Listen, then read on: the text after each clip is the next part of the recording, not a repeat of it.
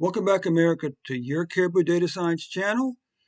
And a big shout out to the 10 people who watched the video yesterday. That's 5 younger folks, 5 older folks. Thank you so much for those views. Of course, that'd be really great if you, of course, you know the drill, right? One, subscribe to the channel. If you have subscribed, thank you so much. If you haven't, please subscribe. Second, very, very important. If you watch the video, then click the like button and like the video. It'd be really great to have 10 likes for 10 views, okay? And third, very important to grow the channel, click on the share button. Share the Caribou Data Science channel on Facebook and Twitter, and also share this video on Facebook and Twitter using the share button, okay? Thank you so much for your time. Let's get on with the show, America.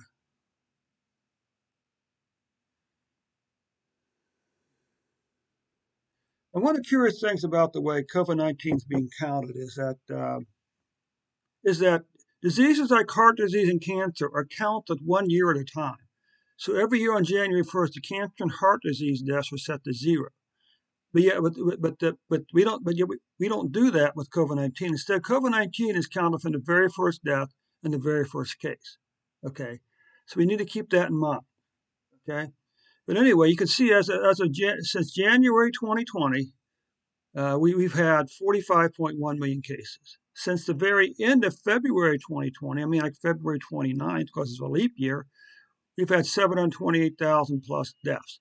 Now, currently we're averaging 70.9 cases per day, which works out to 25.9 million deaths over the next 12 months. Currently, we're averaging 1,215 cases per day, which works out over the next 12 months to 443,723 deaths. So the question is, how many deaths are acceptable at this point? Okay, how many cases are acceptable? If we can accept 500,000 cancer deaths or heart, then why can't we accept 400,000 COVID-19 deaths? Okay? But anyway, you can see this long declining pattern down to July for COVID-19 cases in America. Then we had this big spike up here. In the last few weeks, we've seen a decline again down into October. Now, some people say this is Delta variant. Well, do we know, were these people actually tested for Delta variant? Okay, that's the question. And how many of these people were actually vaccinated, okay? If we look at a 14-day average for deaths, you can see the same pattern. A long declining pattern down to the early part of July. Then in July, we saw an increase up to the end of September of deaths, followed by the last few weeks, a decline down into October, okay? So we see here again, 2021 cases has been more cases in 2020, but we know now that the distribution looks something like this. Okay. So how many of these people were vaccinated? And we know that the COVID-19 deaths for 2020, even though it passed 2020's numbers, had a plot something like this. Okay. Yearly deaths by themselves are dangerous, okay, because you wouldn't see this long declining. This is what I find curious. How can this disease, increase in the fall and decrease in the spring? I don't understand that, because these are almost like a mirror image of each other. From July, it's almost like a mirror image of each other. The same thing with deaths from July to July. I mean, how can it go up in this fall and down in the spring, and then up in the fall again? Okay. Now, what this is quarterly cases. So you can see currently the third quarter of 2020 is the third most cases for any quarter so far. Deaths, the third quarter of 2021 has the third most deaths for any quarter so far. Now we can come down here and zoom in on these numbers, take a look and see what's going on with this last spike.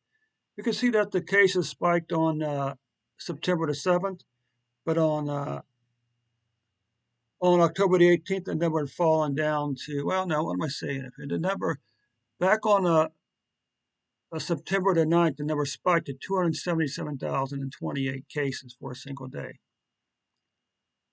But by October the 18th, the number had fallen back down to 116,533 cases, with an average of 90,362 cases per day. And what about deaths? The last spiked on September the 16th at 3,451 deaths. As of October the 19th, the number is 2,357 deaths, with an average of 1,600 deaths per day. If we take a look at the weekly case, you can see this right here.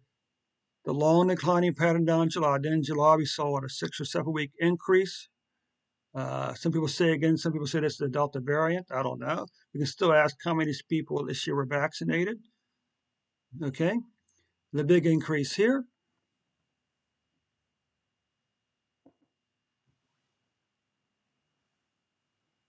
followed by a decline here.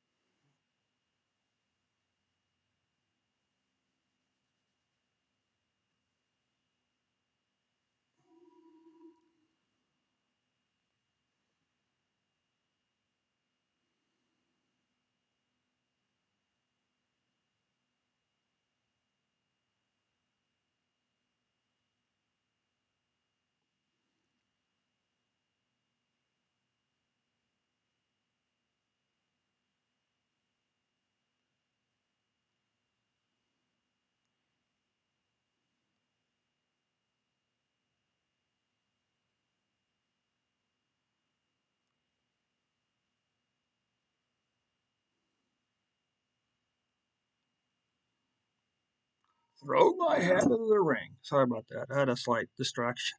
I had a little brain fart there, kind of led me off in some other direction. It happens a lot. Okay. So anyway, how many of these people were vaccinated? The good news is this was a fairly short spike. Although if you look at this, it's really about the same distances from here to here. So the only difference is this was not as severe as this over here. Okay. We also see the last 5 or 6 week cases are declining. Now this spike here was narrower than this over here, so that's potentially good news. But we did see, a nice, fairly low death numbers below 5,000 for this period here. And you can also see the last 4 weeks now, we've seen deaths beginning to decline again. Okay. Now, if we look at monthly cases, you can see August, September were the fifth and sixth most so far. Deaths, September's deaths was the fourth lowest so far. Okay. So anyway, let's just take a look at two more numbers here, shall we? The question we're trying to answer here is how many cases of COVID-19 are there per 100,000 people in the U.S. right now? That number is roughly averages about 25 every 100,000 people have COVID-19. Now, what about on average? How many people are dying from COVID-19 in America right now? Well, that's err on the conservative side. Say on average, for every 100,000 people, one half of one person is dying from COVID-19 in America today. Okay. Well, anyway, US, thank you so much for your time today. Hey, don't forget to click that subscribe button, the like buttons, and also the share button. Share the video on Facebook and Twitter and emails and chat and message today. Thank you so much again. We'll catch you tomorrow with an updated report.